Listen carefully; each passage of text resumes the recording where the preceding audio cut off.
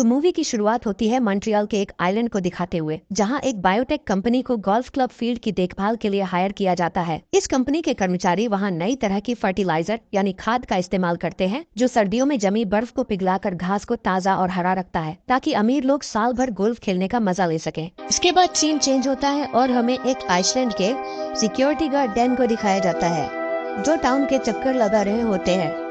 तभी एक लड़का एनरी फोन यूज करते हुए साइकिल पर डैन की कार के आगे आ जाता है, जिसे वो बचा लेते हैं। अब हम एनरी को उसके घर पर देखते हैं। उसकी मॉम अभी तक घर नहीं आई होती। वहीं उसकी बहन की बेबीसिटर कैमिला एनरी को उसके बहन का ख्याल रखने का कहकर वहाँ से चली जाती है।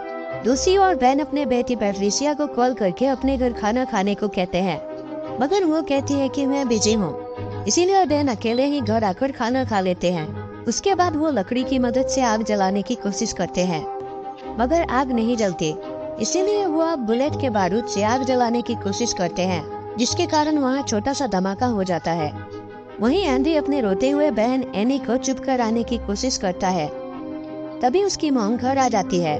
दूसरी ओर पैट्रिसिया घर आकर देखती है कि डैन की आईब्रोज जली हुई हैं और वो काफी फनी लग रहे हैं।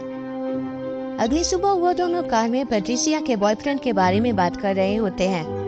वहीं कैमिला के न आने के कारण एंड्री की मॉम एनी को उसके पास छोड़कर चली जाती है। फिर हम उस आइलैंड के सबसे अमीर आदमी को देखते हैं, जिसके पास मार्शल और उसकी बेबी माउथ गोल्फ खेलने आते हैं। माइकल उन्हें बताता है कि गोल्फ कोर्स तैयार है। वहीं डैन रेडियो सुनते हुए टाउन के चक्कर लगा रहा होता है और एंड्री कैमिला के न आने के कारण एनी को संभाल रहा होता है, जो उसे बहुत परेशान करती है। माइकल अपने दोस्तों के साथ गोल्फ खेल रहा होता है, जहां पैट्रिसिया भी होती है, जो उनके लिए वहां काम करती थी। डैन उसे कॉल करते हैं, मगर वो कॉल नहीं उठाती। तभी हम देखते हैं कि ग्राउंड में मौजूद फर्टिलाइजर नीचे पाइप में जाकर लोगों के पीने वाले पानी में मिक्स हो गया है। फिर एक आदमी उस पानी को पी लेता है। फिर वो जब एक ग्रोसरी स्टोर में जाता है तो वहाँ उसकी तबीयत खराब होने लगती है। उसके बाद वो अपनी गर्लफ्रेंड के घर जाता है और देखता है कि उसके दांत ग्रीन हो गए हैं। फिर वो ज़ॉम्बी बनकर अपने गर्लफ्रेंड को बहुत बुरी तरह काट लेता है और थोड़ी देर बाद वो भी ज़ॉम्बी बन जाती है। अगले सीन में मार्शल अपनी पत्नी माउथ और मार्शल के साथ घर पहुंचता है, जहां वो देखता है कि सभी घर से निकलकर भाग रहे हैं। वहीं माउथ का कुत्ता उसे आकर काट लेता है, जो इन्फेक्टेड हो चुका था। फिर कुछ इन्फेक्टेड लोग उनके ओर आने लगते हैं। तभी माइकल और मार्शल भागकर घर के अंदर चले जाते हैं, लेकिन उनके पीछे उनका डॉग भी घर के अंदर आ जाता है, जो मार्शल को काट लेता है। तभी उसे ज़ॉम्बी बनता देख माइकल एक रूम में छुप जाता है। वहीं डैन एक लेडी के पास जाते हैं, जिसने अपने पड़ोसियों को चेक करने के लिए डैन को बुलाया होता है। डैन देखते हैं कि वहाँ के सभी लोग अजीब तरह बिहेव कर रहे हैं और तभी वो लेडी भी ज़ॉम्बी बन जाती है और डैन पर अटैक कर देती है, मगर डैन भागकर गाड़ी में बैठ जाते हैं और पुलिस स्टेशन में रेडियो से संपर्क करने की कोशिश करते हैं, मगर संपर्क नहीं हो पाता।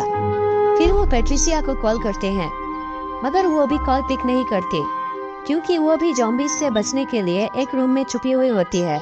इसीलिए डैन उसके लिए मैसेज छोड़ देते हैं। अगले सीन में एंडी की मॉम भी ज़ॉम्बी बनकर उस पर अटैक कर देती है। वहीं एंडी को कुछ समझ नहीं आ रहा होता है, वो डरकर घर से बाहर भाग रहा होता है। वहीं उसकी मॉम भागते हुए डैन के गाड़ी से टकरा जाती है और रेंगते हुए एंड्री की तरफ बढ़ने लगती है।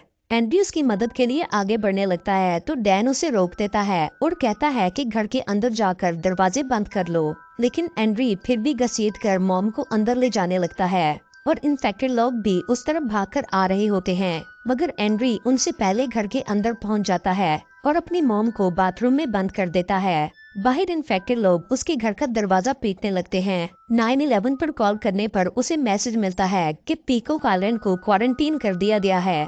पैट्रिशिया कार्ड गैराज में छुपकर डैन को कॉल करती है, तो वो कहता है कि डोंट वरी, मैं तुम्हें लेने के लिए आ रहा हूँ। डैन के वहाँ पहुँचने पर बाकी इन्फेक्टेड लोग उस पर अटैक करने लगते हैं, मगर डैन किसी तरह बचकर पैट्रिशिया के पास पहुँच जाता है। उधर आइलैंड को सिटी से जोड़ने वाले ब्रिज को ब्लास्ट कर दिया जाता है, ताकि इन्फेक्शन सिटी तक ना पहुँचे, और तभी आइलैंड की लाइट भी चली जाती है। अगली सुबह कैमिला ब्रिज को टूटा हुआ देखकर बहुत दुखी होती है। एंड्री अपनी मॉम को खाने के लिए कुछ देने जाता है, तो एनी भी उसके पीछे बाथरूम में आ जाती है। उसकी मॉम एनी पर हमला करने की कोशिश करती है तो एनरी मॉम को बाथरूम से बाहर ले आता है। तभी लाउंज में रखी एलईडी उसके ऊपर गिर जाती है और सर के कुचले जाने से वो मर जाती है। एनरी को ये देखकर बहुत दुख होता है। फिर वो सीढ़ी लगाकर घर के बाहर ज़ॉम्बीज़ को देखता है और अपनी बिल्ली को दरवाजे के सामने बिठा देता है और खुद एनी को लिए दरवाजा खोलकर उसके पीछे छुप जाता है। दरवाजा खुलते ही सब लोग बिल्ली की तरफ भागते हैं तो मौका देखकर एनरी बाहर निकल जाता है। बाहर कुछ ज़ॉम्बीज़ उसके पीछे लग जाते हैं और एक स्टोर के आगे पहुंचकर सब उसे घेर लेते हैं। लेकिन तभी डैन स्टोर का दरवाजा खोलकर उसे अंदर खींच लेता है। अंदर आकर वो डैन से आइलैंड से बाहर जाने का प्लान पूछता है तो वो कहता है कि सारी बोट स्टोरेज रूम में हैं और इतने ठंडे पानी में हम तैर के नहीं जा सकते। फिर एंडी को वहाँ एक कोल्ड रूम में पैट्रिशिया नजर आती है जो ज़ॉम्बी बन चुकी थी। डैन बताता है कि ये मेरी बेटी है और ये ठीक हो जाएगी। अगले सीन में माइकल उस बायोटेक कंपनी को कॉल करके कहता है कि मुझे यहाँ से निकालो। तो वो कहते हैं कि हमारा ऑपरेशन क्लीन अप शुरू हो चुका है और एक्सपर्ट्स भी पहुँचने वाले हैं जो सारे डैमेजेस को ठीक कर देंगे। उधर डैन रेडियो पर पैट्रिक को सुन रहा होता है जिससे सब कॉल करके वायरस के बारे में बात कर रहे होते हैं। उसे सिक्योरिटी मिनिस्टर की कॉल भी आती है जो बताता है कि हम आइलैंड के लोगों के लिए कुछ नहीं कर सकते।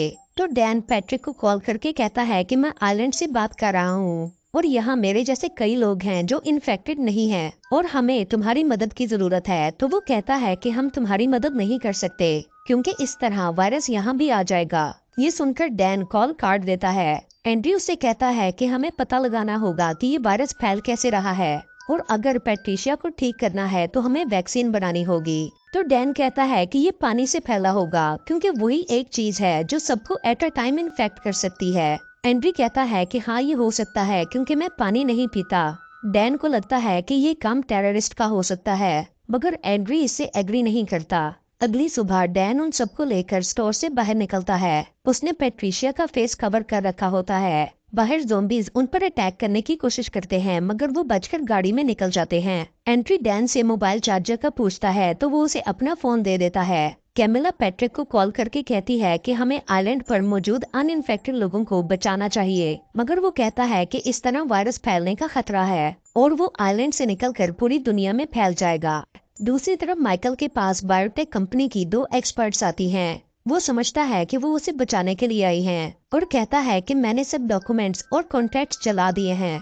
तुम लोग बाकी फर्टिलाइजर जाया कर दो और घास भी बदल दो। वो लोग माइकल को एंटीडोट दिखाती हैं जिससे वो चेक कर रहा होता है तो वो जबरदस्ती फर्टिलाइजर उसे खिला देती हैं और बेहोश करके घसीट कर ले जाती हैं। माइकल के हाथ से एंटीडोट का बॉल छूट जाता है। उधर डैन वाटर सप्लाई वाली जगह पहुंच जाता है और वो लोग एनी को गाड़ी में ही छोड़कर अंदर चले जाते हैं। वहाँ पैट्रिशिया भागकर पानी के टैंक में कूद जाती है। इसे बचाने के लिए डैन भी छलांग लगा देता है। इतने में वो ज़ॉम्बी ऊपर आता है और डैन पर अटैक करने लगता है। डैन पैट्रिशिया को पकड़कर ज़ॉम्बी के सामने करता है जिससे वो पीछे हट जाता है। जब आंद्रे पास आकर देखता है तो उसे रियलाइज होता है कि ज़ॉम्बीज एक दूसरे पर अटैक नहीं करते हैं। पर तभी ज़ॉम्बी उसकी आवाज सुन लेता है और उसका पीछा करने लगता है। तब आंद्रे बाहर की तरफ भागने लगता है लेकिन वहाँ और भी ज़ॉम्बीज उसका पीछा करने लगते हैं। इधर डैन पैट्रिशिया को पानी से निकालने की कोशिश करता है जिसमें उसका बाजू अलग हो जाता है। उधर आंद्रे भागते भागते किसी तरह कार के अंदर पहुंच जाता है और तभी डैन भी बाहर आता है। वो पैट्रिशिया को एक ढाल की तरह इस्तेमाल करता है ताकि ज़ॉम्बीज उनसे दूर रहे। कार में बैठने के बाद डैन को कुछ आवाज सुनाई देती है। तब पता चलता है कि पैट्रिशिया का फोन अब भी उसी के पास था। वो उसके टूटे हुए बाजू का इस्तेमाल करके फोन को अनलॉक करता है और तभी उसे रियलाइज होता है कि पैट्रिशिया के जख्मों पर घास उगाए थे। सर्दी के मौसम में घास को देखकर उसे हैरानी होती है पर तभी उसे याद आता है कि गोल्फ क्लब में एक एक्सपेरिमेंट किया गया था और ये शायद उसी का नतीजा है, न कि आतंकवादियों का। उधर गोल्फ क्लब में दोनों ट्विंस सभी गोलों को गोल्फ क्लब के घास पर तोड़ने लगते हैं ताकि कोई प्रूफ बाकी न रहे। तभी डैन की कार वहाँ पहुँच जाती है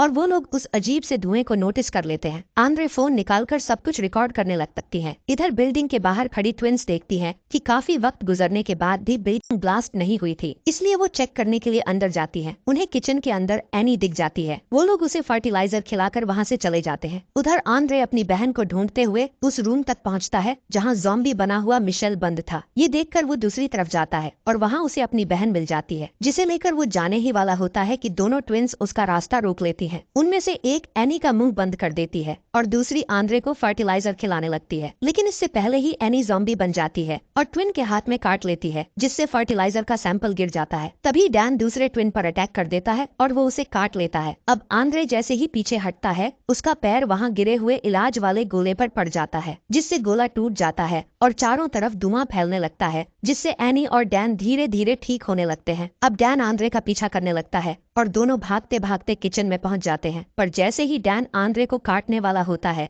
कि अचानक उसे एनी की मौजूदगी का एहसास होता है और वो उसे छोड़ देता है। उसी वक्त दोनों ट्विंस अपनी अपनी गन निकालकर एक दूसरे को मार डालती हैं, क्योंकि वो नहीं चाहती थी कि वो दोनों ज़ॉम्बी बने। नेक्स्ट सीन में आंद्रे डैन के जैकेट से उसके पुराने फोन को निकालकर पैट्रिसिया के फोन पर कॉल लगाता है और रिंग की आवाज से वो फोन को ढूंढ लेता है और वीडियो बनाने लगता है, जिसमें वो अब तक हुई सारी घटनाओं के बारे में बताता है। फिर हेल्प की रिक्वेस्ट करते हुए उस वीडियो को इंटरनेट पर डाल देता है। इसके बाद वो डैन को उसकी बेटी के रूम में पहुंचा देता है। इधर जैसे ही आंद्रे का वीडियो न्यूज चैनल तक पहुंचता है, गवर्नमेंट वहां की सफाई के लिए सेना भेज देती है। सोल्जर्स रास्ते में आने वाले हर ज़ॉम्बीज को फायर गन से मारते जाते हैं। तब आंद्रे भी बिल्डिंग से बाहर निकलता है और हाथ उठाकर हेल्प मांगता है। वो अपने साथ पैट्रिसिया का टूटा हुआ हाथ भी लाया था, जिससे वैक्सीन बनाने में मदद मिल सके। तभी एक और सर्वाइवर सोल्जर्स के पास पहुंचता है, जिसे वो लोग गोली मार देते हैं। ये देखकर आंद्रे समझ जाता है कि सोल्जर वहां सर्वाइवर्स को बचाने नहीं, बल्कि सबको मारकर एरिया क्लीन करने आए थे। अब तक एनी भी ठीक हो चुकी थी, इसलिए आंद्रे वहां से भागकर छिप जाता है। उधर गोल्फ क्लब के अंदर डैन भी ठीक हो चुका था, पर तभी सोल्जर्स बिल्डिंग के अंदर घुसकर उसे और पैट्रिसिया दोनों को जलाकर मार देते हैं। अगले सीन में रक्षा मंत्री को टीवी पर भाषण देते दिखाया जाता है, जो कि जनता को बताता है कि हालात को काबू में कर लिया गया है और इन्फेक्शन को जड़ से मिटा दिया गया है, इसलिए अब किसी को डरने की जरूरत नहीं है। तभी वो एक मग से पानी पीता है, जिस पर बायोटेक कंपनी का लोगो लगा हुआ था, जिससे ये साबित होता था कि वो भी इस मामले में शामिल है। अचानक उसकी नजर नदी में एक बोट पर पड़ती है, जिसे एनी की आया लेकर आई थी। उसमें कई वॉलंटियर्स भी थे, जो कि आंद्रे और एनी को बचा लेते हैं। जैसे ही वो लोग आइलैंड से निकलते हैं, तब आंद्रे को रियलाइज होता है कि पैट्रिसिया का बाजू अब किसी काम का नहीं है, इसलिए वो उसे पानी में फेंक देता है, जहाँ एक मछली उसे काट लेती है और तुरंत ज़ॉम्बी बन जाती है। इसी के साथ इस मूवी का यहीं पर एंड हो जाता है।